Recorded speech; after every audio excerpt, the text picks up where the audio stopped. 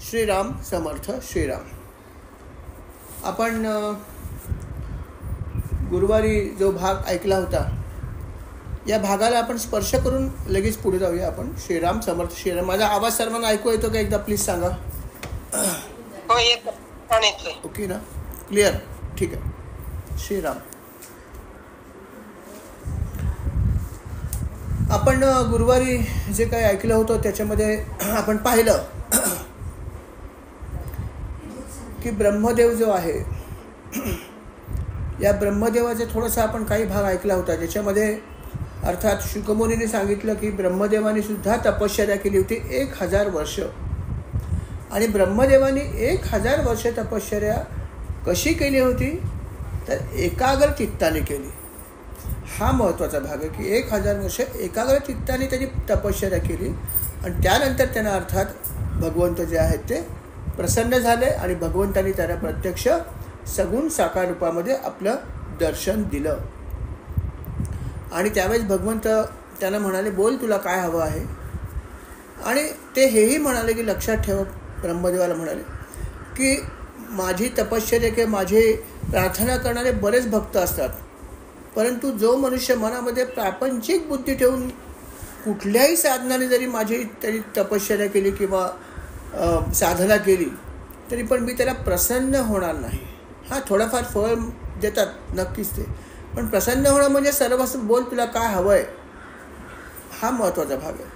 तर त्यांनी स्वतःच असं म्हणलं भगवंताने की मी प्रापंचिक बुद्धी ठेवून जे लोक करतात त्यांना मी प्रसन्न नाही होत. आणि म्हणून जे कुठल्याही प्रकारची आसक्ती न ठेवता केवळ भक्ती हा भाग ठेवतात त्यांच्यावर मी अर्थात प्रसन्न होतो, यात शंकाच नाही आहे. आणि म्हणून ते म्हणाले की मी तुला आता सांगतो, तुला काय हवं ते माग, मी तुला द्यायला तयार आहे, असं त्यांनी ब्रह्मदेवाला सांगितलं.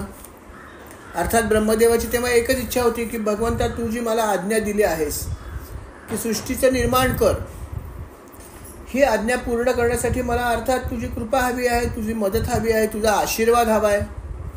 आणि हेच माझं मागणं आहे. हा एक भाग झाला. मागण्याचा भाग क्रमांक 1 आहे.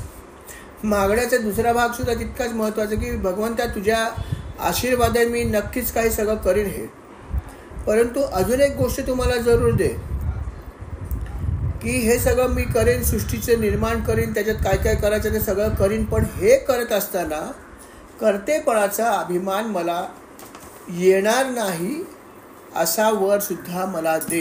किती महत्त्वाचा भाग त्यांनी मागितला, हा आपण लक्षात ठेवूया की आपणही भगवंताला सांगतो, भगवंता मला अशी अशी गोष्ट करायची. सेवा जरी असली, विषय नाही आहे सेवा करणं, परंतु ती सेवा करताना सुद्धा आपण जेव्हा त्यांना म्हणतो की माझ्याकडून ही सेवा आपण करून घ्यावी, तेव्हा भगवंताला किंवा आपल्या गुरुने सांगितलं पाहिजे की मला कर्तेपणाचा अभिमान येणार नाही.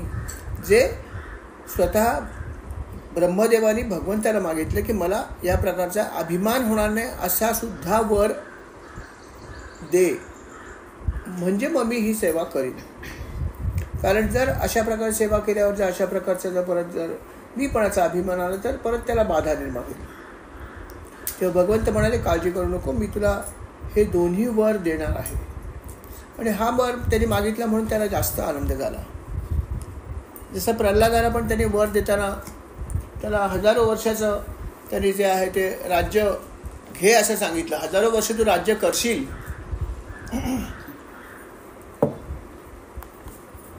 जेव्हा प्रल्हाद म्हणाला महाराज हे तर मी तुम्हाला काय मागितलं नव्हतं, हे कशाला दिलं मला, कारण हे तर राज्य करणं म्हणजे तर सगळं मी विषयात गुंतून जाईन. मग अशा रीत मला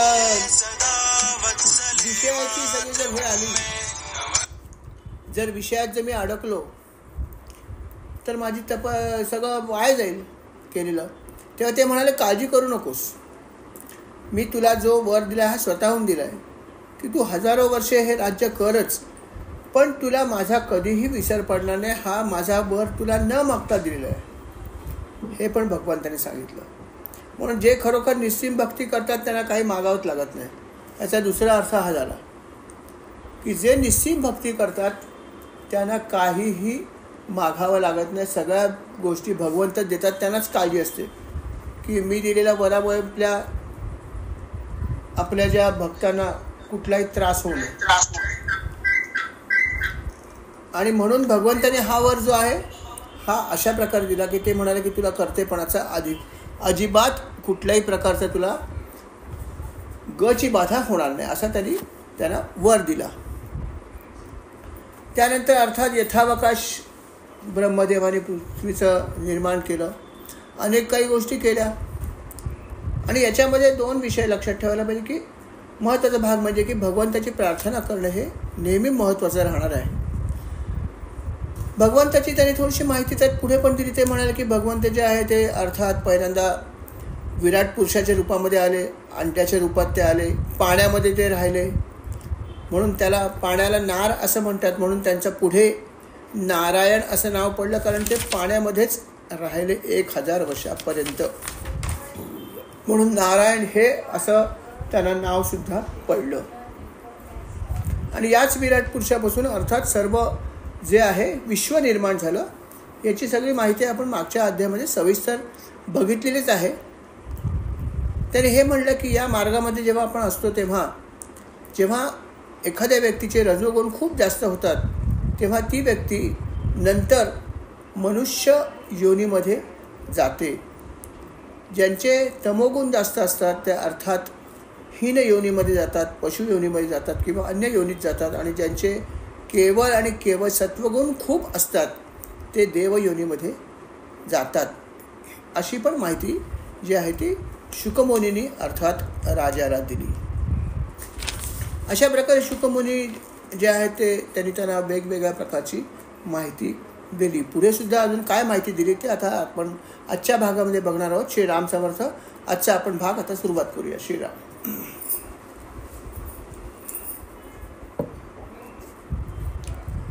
ही कथा जी आहे ती संवादातून सुरू आहे. या संवादामध्ये अनेक लोकांचे एकमेकाशी संवाद होतात आणि त्या प्रत्येक संवादामध्ये वेगवेगळ्या प्रकारची माहिती आलेली आहे. ज्याच्यामध्ये एक संवाद असाही आहे की इतर काही जे ऋषी होते, शौनक वगैरे, त्यांनी सुतांना सुद्धा काही प्रश्न विचारले आणि मग सुताने सुद्धा त्या ऋषीने काही माहिती दिली. हा सुद्धा भाग त्या ठिकाणी आला आहे. जसं हा जो संवाद होता सूत आणि शौनक ऋषींचा, त्याच्यामध्ये सुद्धा काही प्रश्नोत्तर झाली. ती सुद्धा जी प्रश्नोत्तर झाली होती त्याचा सुद्धा जो भाग आहे तो शुकमुनींना त्याने विचारला की मी असंही ऐकलं की या दोघांचा पण काही प्रश्नोत्तर झाली, त्याची पण मला माहिती द्या. तेव्हा ते म्हणाले तुला मी सगळंच सांगणार आहे, काळजी करू नको, तुझी ऐकायची इच्छा आहे ना, मी तुला नक्की सांगेन. आणि मग त्याने असं सांगितलं की अनेक काही गोष्टी घडलेल्या आहेत, पण त्याच्यामध्ये काही खूप महत्त्वाच्या ज्या गोष्टी घडलेल्या आहेत. जसं प्रश्न हा होता की उद्धव आणि विदुर हे दोघंही श्रेष्ठ होते. आपल्याला माहिती की उद्धव भगवंताचे शिष्य होते, किंबहुना भगवंतांनी त्यांना शेवटी उपदेश केला होता. आणि विदुर हा तर अतिशय प्रसिद्ध होता की विदुराची जी नीती होती ही अतिशय प्रसिद्ध होती, ज्याला विदुर नीती असं म्हणलं जायचं. तर तेव्हा त्याने हे विचारलं की विदुर नीती असं मी ऐकलं आहे, पण विदुर नीती म्हणजे काय होती आणि अशी कुठली नीती होती की त्याच्यामुळे तो प्रसिद्ध झाला विदुर नीती, म्हणून हे तुम्ही मला सांगू शकाल का? तेव्हा ते म्हणाले ऐक, तुला सगळंच सांगतोय मी. विदुर नीती हा खरंच महत्त्वाचा भाग आहे अध्यात्मशास्त्रामध्ये. तर ही नीती कधी सांगितली विदुराने ते ऐक. की ज्या वेळेस महाभारताचं युद्ध होण्याच्या मार्गावर होतं आणि युद्ध जेव्हा होण्याच्या मार्गावर होतं त्यावेळेस अर्थात भरपूर प्रयत्न केले गेले एकमेकाचं युद्ध टाळण्याचा, अनेक लोकांनी केले, पण ते युद्ध टाळण्याचा प्रयत्न सगळे जे आहेत ते यशस्वी झाले नाहीत. आणि शेवटचा प्रयत्न करण्यासाठी अर्थात भगवान श्रीकृष्णसुद्धा तिथे गेले होते. त्यांनी पण बराच उपदेश केला, बराच काही समजावलं, तरी पण त्यांचा प्रयत्नसुद्धा फोल ठरला. आणि फोल ठरल्यावरती अर्थात बरंच काही तिथे झालं. श्रीकृष्ण तिथून निघून गेले आणि निघून गेल्यावरती अर्थात श्रीकृष्ण जेव्हा उपदेश करून निघून गेले, त्यांनी खूप प्रयत्न केला, पण ते निघून जेव्हा गेले तेव्हा विदुराला खूपच वाईट वाटलं की असं व्हायला नको होतं. भगवान श्रीकृष्ण त्या सभेतून निघून गेल्यावर धृतराष्ट्राने अजून एक सभा बोलवली परत. की ज्याच्यामध्ये सगळे होते, फक्त श्रीकृष्ण नव्हते. आणि त्यांनी त्याच्यावर ही चर्चा केली की जो काही सल्ला त्यांनी दिला होता तो आपण अवहेरलेला आहे. श्रीकृष्ण तर निघून गेले, तरी पण तुम्हाला काय वेगळं वाटत असेल सांगा, कारण कदाचित तुम्हाला कृष्णासमोर काही गोष्टी बोलत्या नसतील. याला आपण पण असं करतो ना, एखाद्या माणसाचा सल्ला घेतो आणि तो गेल्यावरती आपण म्हणतो बाबा आपण काही गोष्टी चर्चा केल्या पण खुलेपणाने केल्या नसतील तर आता बोला काय वाटतं तुम्हाला. तसं त्यांनी थोडंसं इन्फॉर्मल मीटिंग परत एक बोलवली आणि म्हणाला की तुमचा सल्ला प्रत्येकाने द्या की जे काही आता घडलं आहे हे बरोबर आहे का चूक आहे सांगा.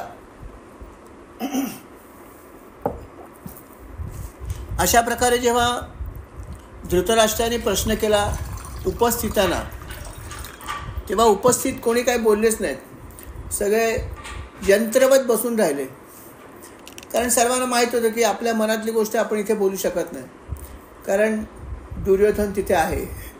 त्यामुळे सर्वजण शांत बसून राहिले.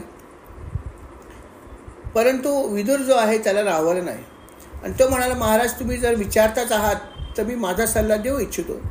ते म्हणले बोल तुझा काय सल्ला आहे. आणि अर्थात त्याने सांगितलं की जे काय घडलं ते चुकीचं घडलं आहे. आपण वास्तविक पाहता हे राज्य जे आहे ते अर्ध राज्य त्यांना द्यायला पाहिजे होतं, पण आपण दिलं नाहीत.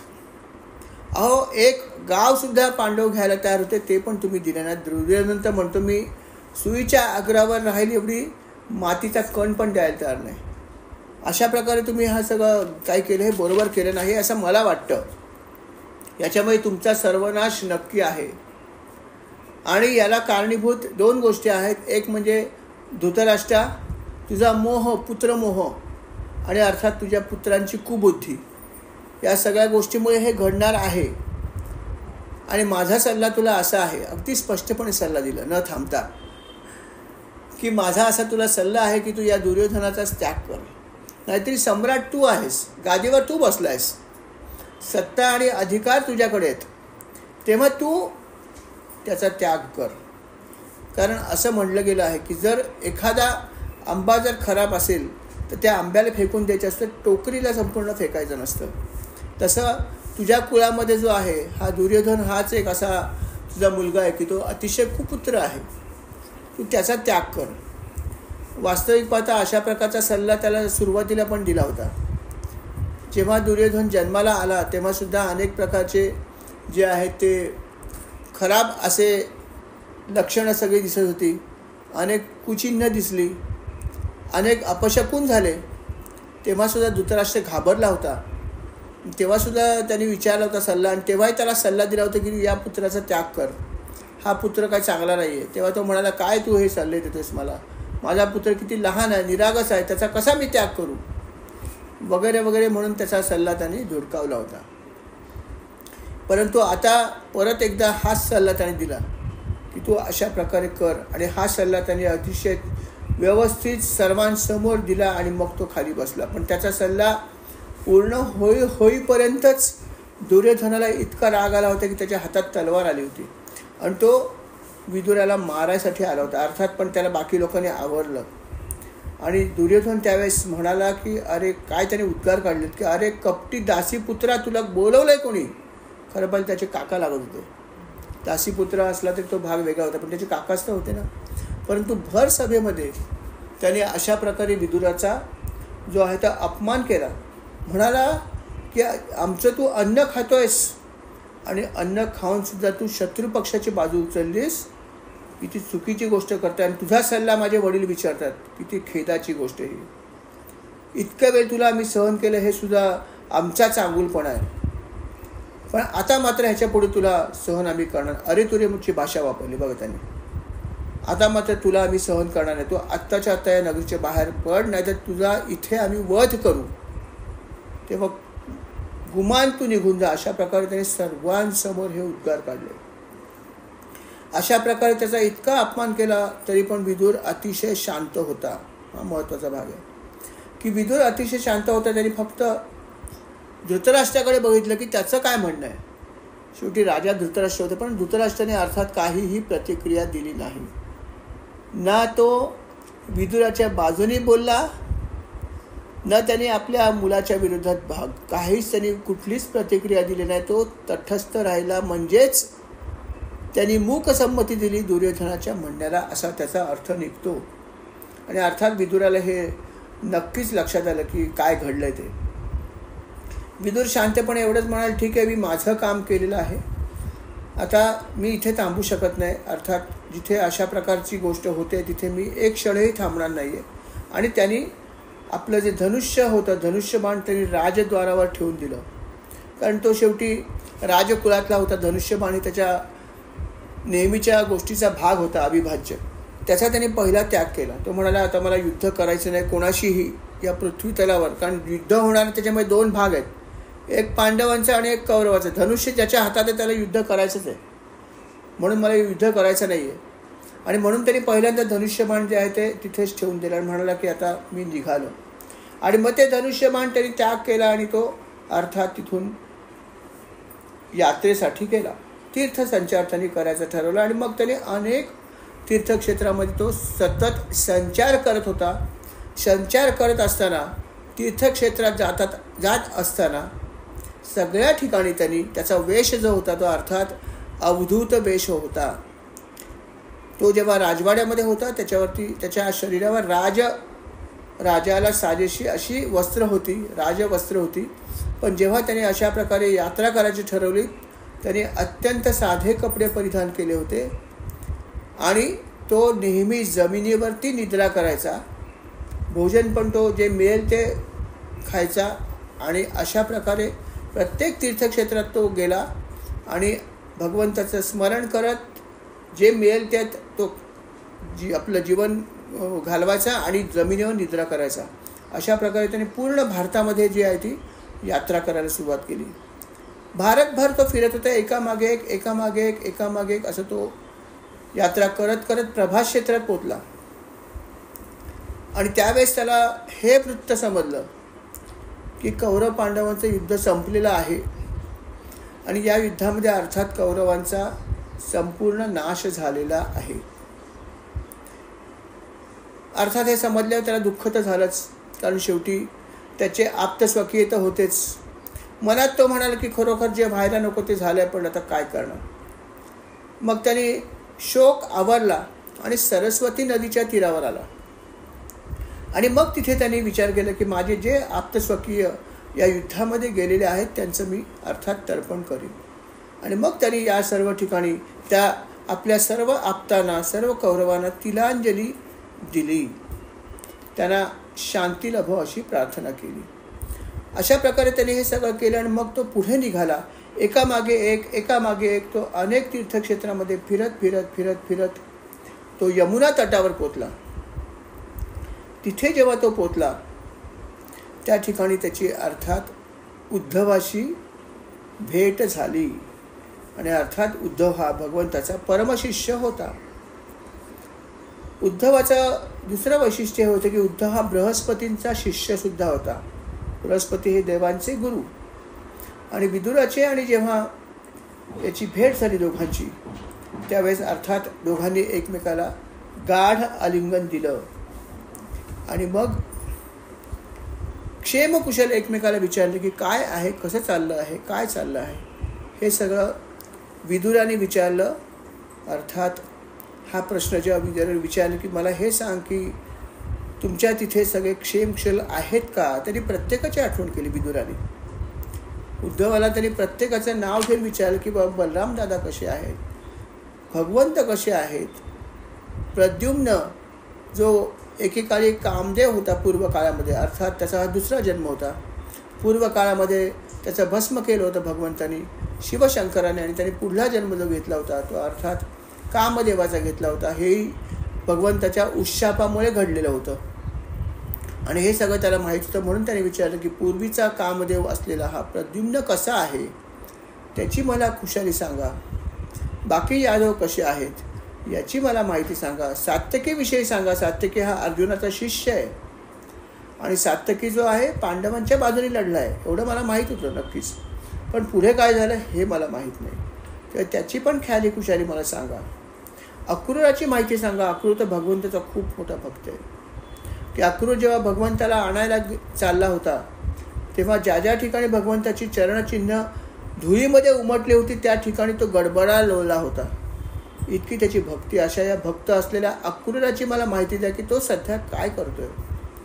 अशा प्रकारे त्यांनी प्रत्येकाची माहिती विचारली की कोण कसं करतंय हे मला सांगा, मला ऐकण्याची खूप उत्सुकता आहे.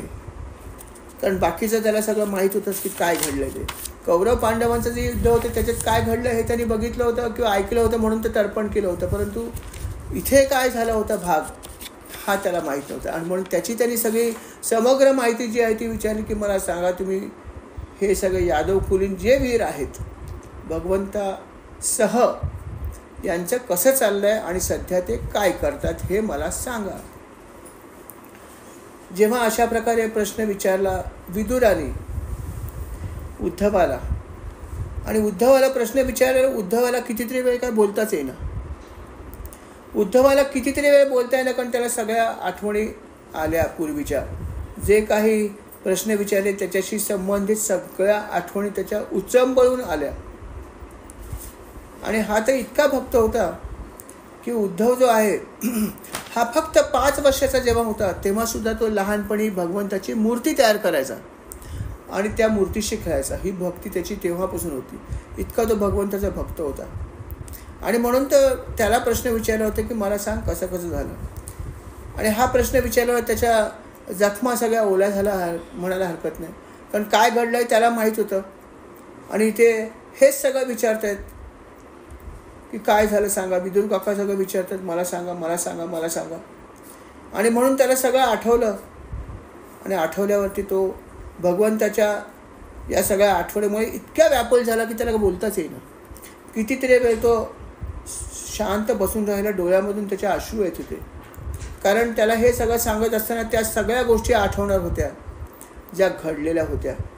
त्याच्या अंगावर रोमांच आले होते, त्याच्या डोळ्यातून अश्रू वाहू लागला होता तो. आणि हे बघून अर्थात विदुरसुद्धा बघत राहिला की काय आता मला ऐकायला मिळणार आहे. त्याच्यासुद्धा डोळ्यामध्ये अश्रू आले. बघा दोन्ही कसे भक्त होते. फक्त भगवंताची आठवण आल्यावर त्यांच्या डोळ्यामध्ये अश्रू आले. ही भक्ती आहे की फक्त आठवले आपल्याला गुरु तरी आपल्या डोळ्यात अश्रू यावेत, अशी भक्ती हवी. आणि या दोघांची ही स्थिती झाली होती. दोघंही जण अतिशय भावपूर्ण झाले होते. आणि अर्थात माहिती देण्याचा जो भाग होता तो अर्थात उद्धवाचा होता. उद्धव म्हणाला काय माहिती देऊ, ज्यांची माहिती दिली त्याच्याविषयी मी काय बोलू. ज्या भगवंतानी आजपर्यंत आम्हाला प्रत्यक्ष दर्शन दिलं, ज्या भगवंतानी कितीतरी लीला केल्या, काय लीला केल्या नाहीत मला सांगा. की काल यवन जेव्हा आला होता स्वारी करण्यासाठी त्यावेळी मथुरेमधून ते पळून गेले. अर्थात ही त्यांची लीला होती. आणि म्हणून तर त्यांना रणछोडदास अशी पदवीसुद्धा मिळाली, ती याच वेळेस मिळाली. आणि पळण्याची लीला पण भगवंतानी केली. काय लीला केली नाही हे सांगा. अहो शिशुपाल त्याने किती भगवंताची निंदा नारास्ती केली, पण भगवंत शांतच होते ना. आणि जेव्हा त्याचे 99 अपराध पूर्ण झाले तेव्हा पण त्यांनी सांगितलं बाबा रे तू असं करू नकोस, असं केल्याने तुला हानी होऊ शकते. अर्थात शिशुपाल काही ऐकलं नाही आणि त्यांनी जे करायचं केलं. परंतु मला असं वाटतं की जरी शिशुपालाने भगवंताची निंदा केली असली तरी पण त्याला जी गती प्राप्त झाली ती कदाचित एखाद्या योग्याला पण प्राप्त होणार नाही. कारण प्रत्यक्ष भगवंताच्या हातून त्याला मृत्यू आला आणि म्हणून त्याला परमगती प्राप्त झाली.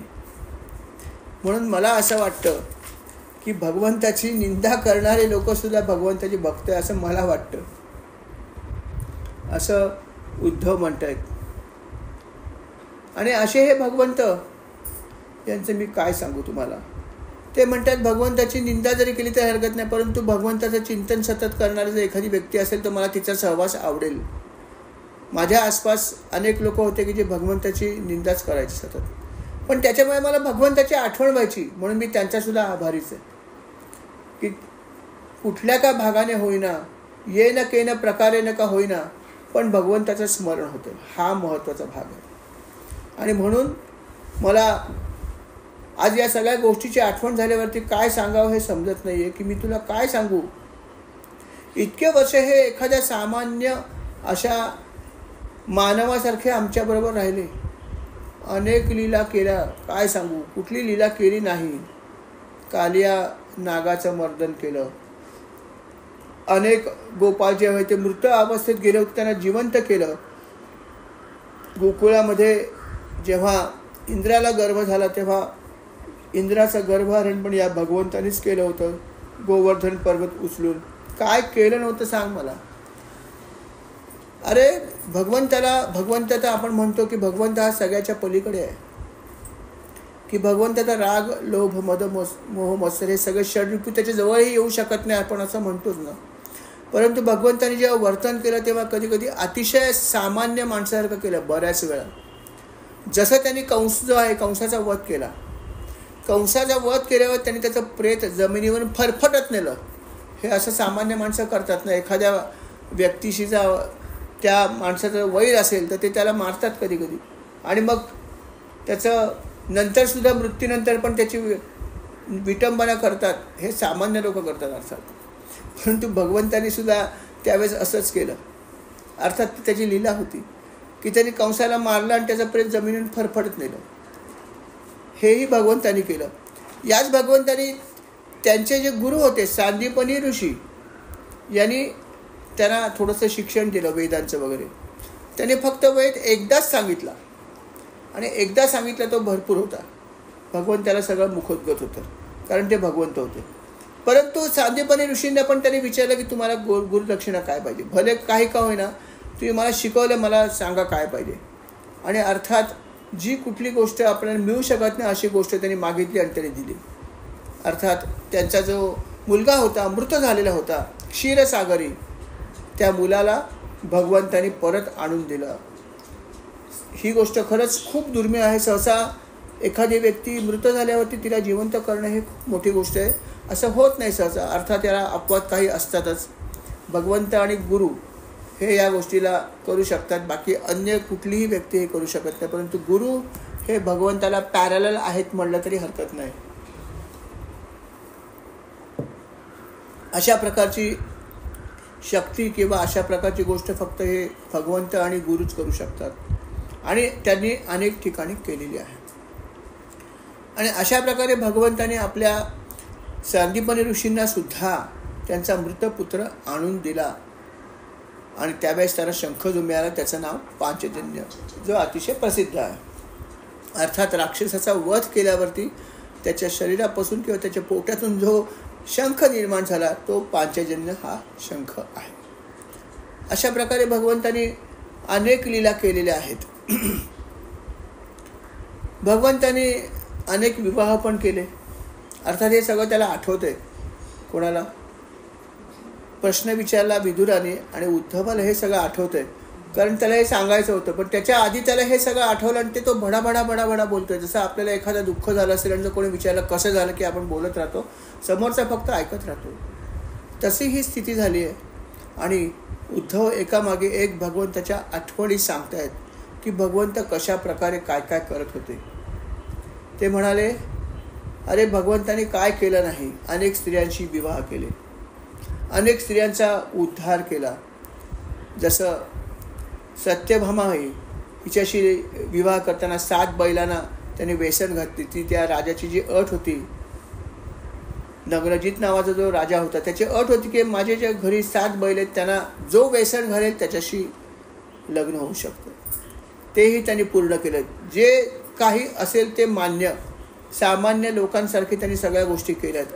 पण हे वाटत असताना, हे सगळं करत असताना बरोबर असलेल्याला कधीही ही जाणीव झाली नाही की भगवंत हे इतरांपेक्षा वेगळे आहेत. लोकांना सगळं असंच वाटायचं की हा एक सामान्य व्यक्तीच आहे, कारण त्यांचं वर्तन जे होतं एरवी सामान्य माणसासारखं होतं. लीला अगम्य होत्या, लीला अद्भुत होत्या, परंतु नंतर वर्तन करताना ते सामान्यासारखे वागायचे. आणि म्हणून त्यांना कधीही लक्षात आलं नाही की ही व्यक्ती असामान्य असू शकते.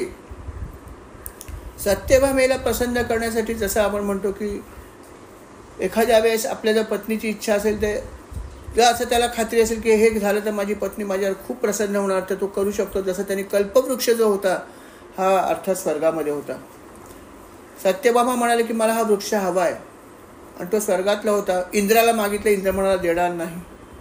हा मृत्यू लोकातल्या लोकांसाठी नाही, हा फक्त स्वर्गलोकातल्या लोकांसाठी आहे, हा मिळणार नाही असं उत्तर दिलं. अर्थात भगवंताने तो वृक्ष तिथून उपटून आणला आणि मग इंद्राबरोबर युद्ध पण केलं. आणि इंद्राची पण बघा बुद्धी कशी होती. हा, सत्यभामेपासून सांग ना, तर आवाजच येत नव्हता. आवाज कमी येतोय का?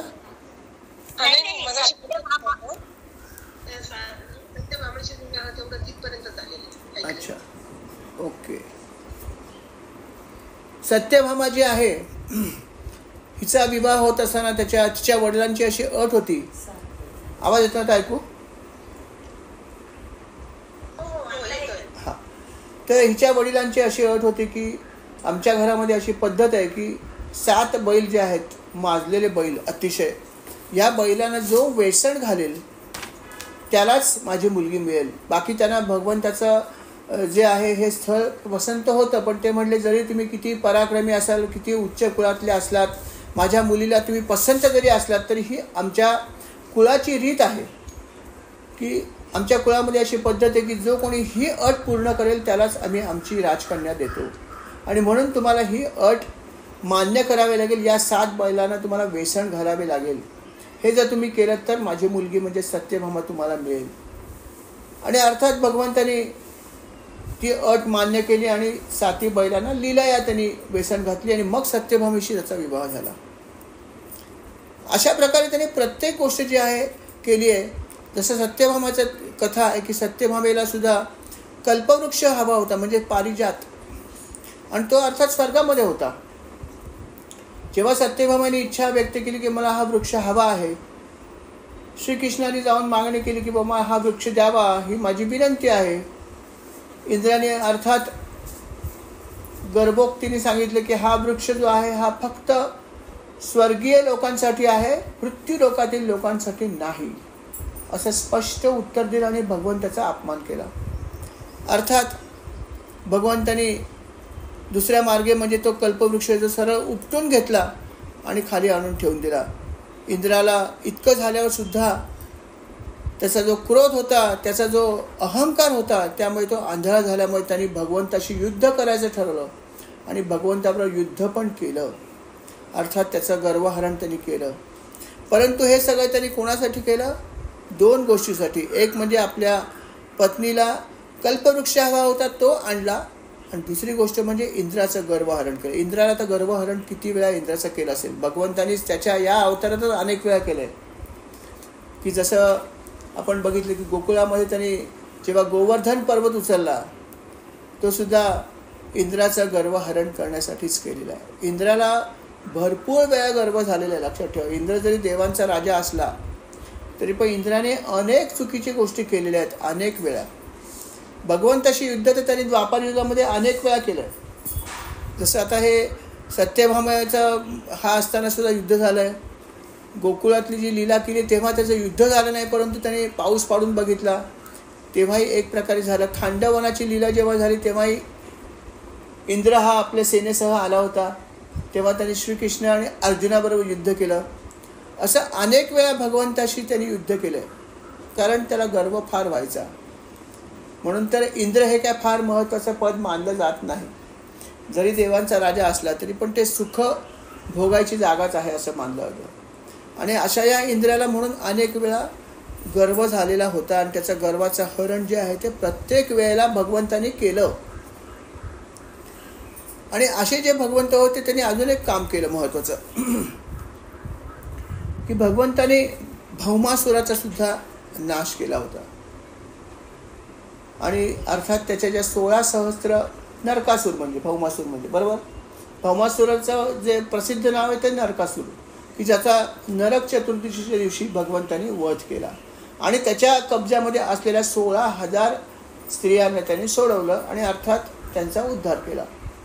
परंतु जेव्हा त्याने नरकासुराचा वध केला त्यावेळेस त्याचा जो पुत्र होता त्या पुत्राला मात्र त्याने मारलं नाही. पृथ्वी जी आहे ही त्याची माता, पृथ्वी स्वतः तिथे भगवंताकडे आली आणि म्हणाले की तुम्ही याला मारू नका, याचे वडील नक्कीच चुकीचं करत होते, त्यांना तुम्ही शासन दिलं, चांगलं केलं, परंतु याच्या पुत्राला तुम्ही क्षमा करा. अर्थात भगवंताने त्याच्यावर कुठल्याही प्रकारे त्याला त्रास दिला नाही, त्याला क्षमा केली आणि त्याला संपूर्ण राज्य जे आहे ते असंच देऊन टाकलं. राज्य काही त्याने खालसा केलं नाही. आणि हा जो नरकासुराचा मुलगा होता, भौमासुराचा, त्याचं नाव होतं भगदत्त. खरं पाहिलं तर याचा वध सुद्धा करता आला असता, परंतु भगवंतांनी केला नाही. आणि हाच भगदत्त आहे तो नंतर कौरव पांडवाच्या युद्धाच्या वेळेस, अर्थात कोणाच्या बाजूने लढला? कौरवांच्या बाजूने लढला. एवढं त्याला भगवंतांनी जीवदान दिलं होतं. म्हणजे याच्यापेक्षा मोठं दान कुठलं आहे की भगवंतांनी त्याचा वध करणं त्यांना शक्य होतं, परंतु त्याच्या आईच्या विनंतीवरून त्यांनी त्याला वध केला नाही. भगदत्ताला त्यांनी जीवनदान दिलं, त्याला राज्य पण देऊन टाकलं जिंकलेलं. पण इतकं करून सुद्धा शेवटी या व्यक्तीने जे आहे ते कौरवांची बाजू उचलली आणि कौरवांच्या बाजूने तो पांडवांच्या विरुद्ध लढला. आणि तो भयंकर पराक्रमी होता. हा, भगदत्त जो आहे तो खूप पराक्रमी, ते लक्षात ठेवा. त्याचं पराक्रम खूप अतुलनीय होतं. त्याचा पराभव करणं हे खूप कठीण होतं. अर्थात कृष्णाच्यामुळे त्याचा पराभव झाला. अन्यथा तो इतका पराक्रमी होता की त्याच्याशी लढता लढता पांडव थकले होते.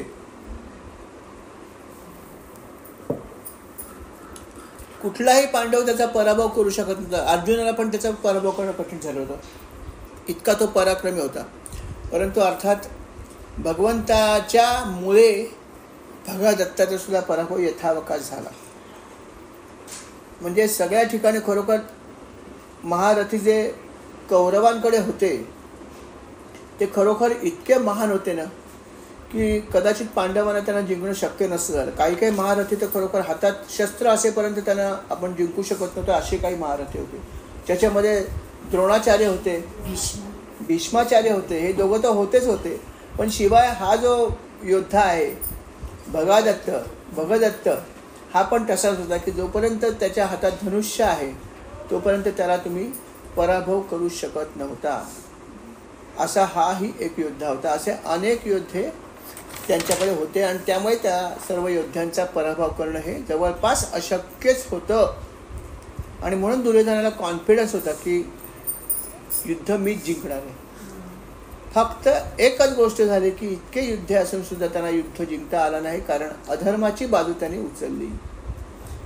म्हणून सगळ्यात महत्त्वाचा भाग यातून शिकण्यासारखा हा आहे की जिथे धर्म तिथे भगवंत, आणि जिथे भगवंत तिथे त्याचा विजय. ती बाजू नेहमी सत्याची आहे. तिथे नेहमी धर्म असतो आणि धर्म जिथे असतो तिथे भगवंत असतो आणि भगवंत आहे तिथेच विजय आहे. हे मोठं उदाहरण कौरव आणि पांडवांचं युद्ध आहे की ज्या ठिकाणी 11 औक्षणी सैन्य, संख्येमध्ये सुद्धा भारी, आणि खरोखर एक एक वीराची जर वीरता बघितली तर त्या वीरांना पराजय करणं हे अशक्य होतं. तरी पण ह्या सगळ्या वीरांचा पाडाव झाला. त्याचं एकच कारण म्हणजे भगवंत त्या बाजूने होते आणि भगवंत त्या बाजूने जाण्याचं कारण एकच होतं की जिथे धर्म तिथे भगवंत. म्हणून धर्माचरण करण्याला किती महत्त्व लक्षात ठेवा की धर्माने आपण वागलं पाहिजे, नीतीने आपण वागलं पाहिजे. जर आपण हे जर केलं तर भगवंत आपल्याबरोबर नक्की असेल. तेव्हाही भगवंताने हेच दाखवून दिलं की नीतीने वागले त्यांना त्रास पण झाला आहे. म्हणून तर कधी कधी लोक विचारतात म्हणजे आम्ही इतकं देवाचं करतो मग आम्हालाच का त्रास होतो. आता विचार करा की पांडवाने किती नीतीने वागले ते मला सांगा. सुरुवातीपासून युधिष्ठिराच्या कधीही आज्ञेचा त्यांनी भंग केला नाही. कितीतरी वेळा पांडवांचा अपमान केला. लहानपणापासून त्यांना मारण्याचा प्रयत्न केला. अगदी लहान असताना भीमाला त्यांनी विषाचे लाडू खायला घातले. लाक्षगृहामध्ये नेऊन जाळण्याचा प्रयत्न केला. द्रौपदीचा अपमान केला. इतकंच कशाला, द्रौपदीचा अपमान केला, तिचा शीलभ्रष्ट करण्याचा प्रयत्न केला. नंतर वनात सुद्धा पाठवलं, राज्य तर घेतलं, वनामध्ये पण तिचा अपमान करण्यासाठी त्यांनी प्रयत्न केला. वनात गेल्यावर सुद्धा 2 वेळा प्रयत्न केला. एकदा त्यांनी मला वाटतं त्या दुर्वास ऋषीने पाठवलं आणि तिची फजिती करण्याचा प्रयत्न केला द्रौपदीची, आणि पांडवांना शाप देण्याचा प्रयत्न केला. तरी पण काही घडलं नाही आणि पांडव शांतच राहिले. इतकंच नव्हे तर पांडवांना खिचवण्यासाठी सुद्धा दुर्योधन जो आहे कर्णाला घेऊन तिथे मुद्दाम स्नान करायला आला होता एका ठिकाणी. तिथे हे वनात उतरले होते तिकडे आणि मुद्दाम त्यांनी आपली सेना आणली होती आणि आपल्या सगळ्या स्त्रिया आणल्या होत्या आणि हे दाखवायसाठी की तुम्ही किती भिकारी आहेत, मी किती ऐश्वर्यवान आहे. कारण पांडव हे वनामध्ये होते. हे सगळं करण्यासाठी तो मुद्दाम आला होता आणि तिथे सुद्धा असंच घडलं होतं. तेव्हा चित्रसेन नावाचा जो गंधर्व होता, जो अर्जुनाचा मित्र होता, लक्षात ठेवा. अर्जुन जेव्हा स्वर्गात गेला होता तेव्हा चित्रसेनाशी त्याची मैत्री झाली होती आणि चित्रसेनाने जेव्हा हे बघितलं की पांडवांचा अशा प्रकारे दुर्योधन अपमान करतो, त्याला राग आला आणि त्यांनी त्याच्याशी युद्ध सुरू केलं. तेव्हा हे सगळे महावीर कर्णापासून सगळे तिथे होते, पण त्या सर्वांचा एकट्या चित्रसेनाने पराभव केला आणि त्यांना बांधून ठेवलं आणि बांधलं आणि नंतर म्हणाला की यांना घेऊन जा आता आणि काय शासन करायचं करा. बांधून घेऊन आल्यावरती सुद्धा युधिष्ठिर म्हणाला की यांना सोडून द्या. दुसरा कोणी म्हणलं असतं की मी तर काय केलेलं नाही, आणायचा परस्पर काटा निघाला बरं झालं, असं आपण म्हणलं असतं कधी नाही का, की मी तर काय वाईट केलेलं नाही आहे, त्यांनी केलं तर बरं झालं, त्याला शिक्षा केली भगवंतानी. पण तो तसा म्हणला नाही. तो म्हणला की नाही, जे काय झालं ते सोडून द्या, शेवटी ते माझे भाऊ आहेत, त्यांचा अपमान होता कामा नये आणि त्यांना सोडून द्या. त्यांना त्यांची सगळी वस्त्र परत द्या, त्यांचं जे काय तुम्ही जप्त केलं सगळं देऊन टाका. आणि अशा प्रकारे त्यांनी आज्ञा दिली आणि मग सगळं त्यांना परत मिळालं. एवढं सगळं होऊन सुद्धा अर्थात कौरवांमध्ये काय फरक पडला नाही, त्यांचा द्वेष कमी झाला नाही. त्यानंतर सुद्धा द्वेष करण्याचा भाग त्यांचा शेवटपर्यंत चालू होता. खरंच ते मला यांचं रामदास स्वामीच्या भजनाचं ते शेवटची आठवते. काही केल्या तुझे मन पालटेना, ते तरी म्हटलंय की काही केल्या तुझे मन पालटेना, दास म्हणे जन सावधान. जेव्हा अशी लोक तुम्हाला दिसतात की ते वारंवार एकच चूक करतात, वारंवार सतत वाईट वागतात, एकदा वागलं समजू शकतो, दुसऱ्यांदा वागलं समजू होऊ शकतं, परंतु वारंवार जर ते करत असतील त्यांना त्याची जाणीव होत नाही, बाबा झाली घडलं नव्हती व्हायला पाहिजे, ठीक आहे मला लक्षात आलं नाही होणार असंही म्हणत नाहीत आणि वरून तशाच प्रकारे त्याच्यापेक्षा जास्त करतायत. अशा लोकांपासून रामदास स्वामी म्हणतात की अशा व्यक्तीपासून दास म्हणे जन सावधान. रामदास स्वामी म्हणतात अशा लोकांपासून सावधान राहा, अशा लोकांपासून अंतर ठेवा. हा उपदेश रामदास स्वामींनी केला. म्हणून आपण अशा लोकांपासून सावध राहायला पाहिजे. अर्थात हा उपदेश केला होता विदुराने धृतराष्ट्राला की बाबा रे असं तू करू नकोस, याच्या नादी लागू नकोस, हा जो माणूस आहे हा काही चांगला नाही, तुझा मुलगा असला हे सगळं जरी बरोबर असलं तरी पण याच्या जोडीला तुझं असा जर राहिलास तर तुझा सर्वनाश आहे नक्की, हे लक्षात ठेव. हे त्यांनी परोपरीने सांगितलं होतं, जन्मापासून सांगितलं होतं. जन्म झाला तेव्हाही सांगितलं की बाबा ह्याचा त्याग कर, हे सगळं नकोच आहे, तरी तेव्हाही नाही केलं. नंतर अनेक वेळा सांगितलं आणि शेवटी तर त्याने इतकं निक्षून सांगून सुद्धा त्याने ऐकलं नाहीच ना. पण त्याने हे जे काही सांगितलं तो म्हणाला की संपूर्ण कुळाचा नाश जर एका व्यक्तीमुळे होत असेल तर त्या व्यक्तीचा आपण त्याग केला पाहिजे. हा त्याचं सूत्र होतं की संपूर्ण कुळ जे आहे ते कोणामुळे बर्बाद होणार आहे, कोणामुळे नाश पावणार आहे, एकट्या दुर्योधनामुळे. कारण दुर्योधन सुद्धा ज्येष्ठ पुत्र आहे आणि तोच सर्वांना सांगतोय की मी सांगतो तसं करा आणि सगळ्या चुकीच्या गोष्टी करतोय. तू त्याचा वडील असून सुद्धा तो तुलाही सांगतो की तुम्ही काय बोलायचं नाही, मी सांगेन तसं करा. आणि अर्थात तूही काय बोलत नाहीस, कारण काय पुत्रप्रेम. तुझ्याही बुद्धीवरती अर्थात मोह आलेला आहेच आहे. तू पुत्राला सांगू शकला असतात की मी बसलो या सिंहासनावर, माझं राज्य आहे, माझी आज्ञा आहे की तू असं करू नको, पण तोही म्हणला नाही काहीच. ना तो या बाजूने म्हणला ना त्या बाजूने म्हणला, नरो वा कुंजरो वा. पण शेवटी काय घडलं, युद्ध झालं आणि नाश कोणाचा झाला, कौरवांचा झाला. आणि म्हणून तो म्हणाला की मी तुला हे अगोदर पण सांगितलं होतं, तू असं करू नको. शेवटी पण हा उपदेश त्यानेच केला, लक्षात ठेवा. विदुरानेच शेवटी येऊन सांगितलं ना की तुला इतकं सगळं घडून सुद्धा तुझ्यात फरक कसा पडत नाही. विदुराने शेवटपर्यंत मात्र धृतराष्ट्राला सांगितलं. जन्मापासून दुर्योधनाच्या जन्माच्या वेळेस सांगितलं तेव्हाही अनेक गोष्टी त्याला ऐकाव्या लागल्या. युद्ध टाळण्यासाठी त्यांनी अगदी सडेतोडपणे सांगितलं, ज्याला विदुर नीती असं म्हणतात. तेव्हा सुद्धा त्याला अतिशय अतिशय कठोर शब्दामध्ये त्याची निर्भत्सना केली होती.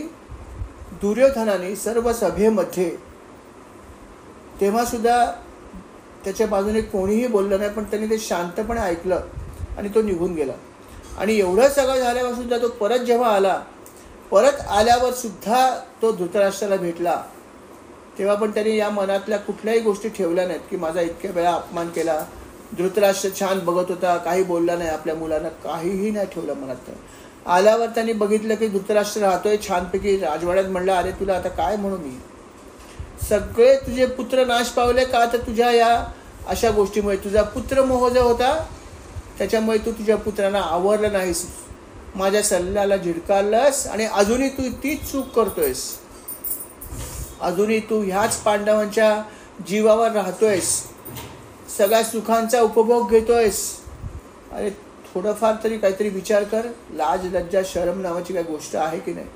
अरे किती दिवस तू असं करणार आहेस? अरे काय तुझ्या डोक्यावर फिरतोय, तुला याची जाणीव आहे का? आहे का जाणीव? आता जास्त काळ तुझा शिल्लक राहिलेला नाही, म्हणून आता तरी माझा ऐक. तिसऱ्यांदा हा सल्ला दिला, विदुर नीती तिसऱ्यांदा. आता तरी माझा ऐक, या सर्व गोष्टीचा त्याग कर. तो म्हणाल ठीक आहे, मी उद्या सकाळी सांगतो पांडवांना. म्हणलं परत आणखीन एक चूक करायला निघालस. काय पांडवांना सांगतो? पांडवांना तू सांगू शकशील का? अरे पांडव तुला जाऊच देणार नाहीत. ते म्हणतील तात इथेच राहा, काका इथेच राहा, तुम्हाला सगळं देतो, काय हवं ते करा, तपश्चर्या इथे करा म्हणतील ते. आणि हे तू इथे करू शकणार नाहीस, लक्षात ठेव. तुझी पापं इतकी आहेत की तुला आता इथून सगळं त्याग करून जावं लागेल, तरच तुझं काहीतरी होईल ना. आता इथे तुझा मृत्यू यायला वेळ लागणार नाही. मृत्यू तुझ्या जवळ आला, तुला दिसत नाही, पण तुझे सगळे चक्षु गेलेले आहेत.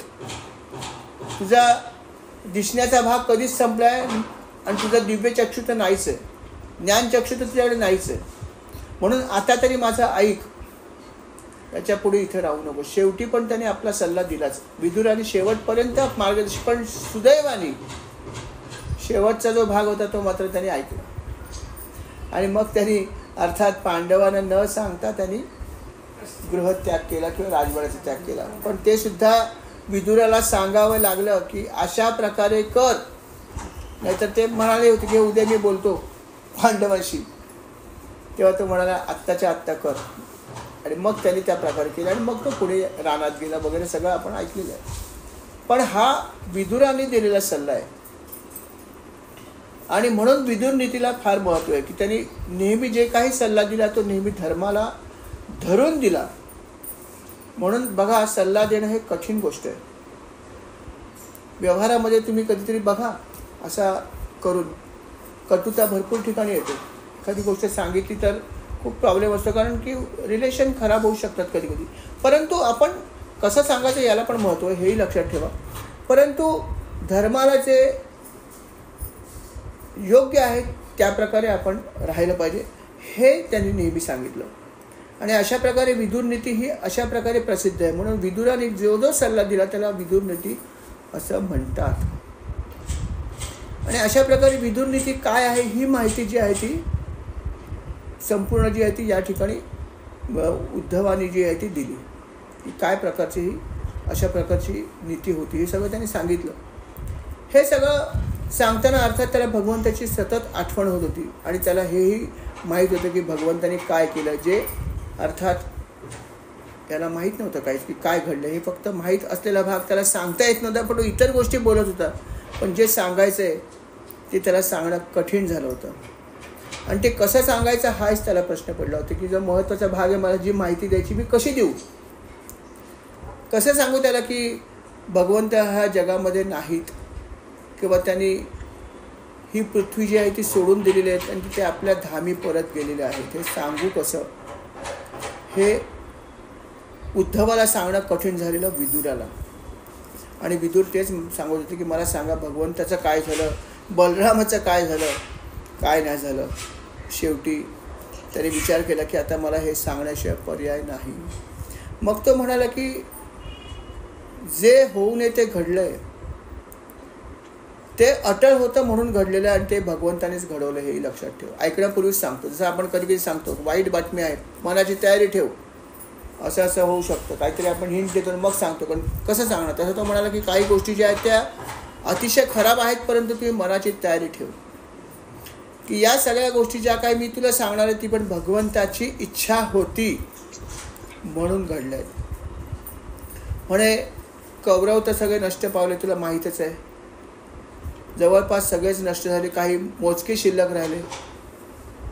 धृतराष्ट्र पण जो आहे तोही अर्थात वनामध्ये गेला, त्याचाही काही दिवसामध्ये अंत झाला. आणि भगवंतानी स्वतःसुद्धा हे ठरवलं होतं की आता पहिल्यांदा माझ्या कुळातल्या लोकांचा नाश करायचा.